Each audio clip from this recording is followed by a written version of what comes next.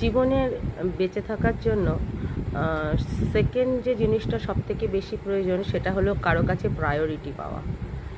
আর এই প্রায়োরিটিটা কি জানেন বন্ধুরা? প্রায়োরিটিটা হলো এমন একটা জিনিস, সেটা জোর করে আদায় করে নেওয়া যায় না।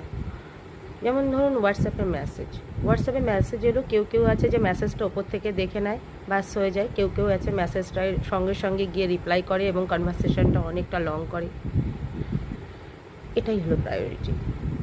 আবার জন্মদিন, কেউ কেউ আছে ঘড়ি দেখে ঠিক রাত 12টার সময় জন্মদিন উইশ করে।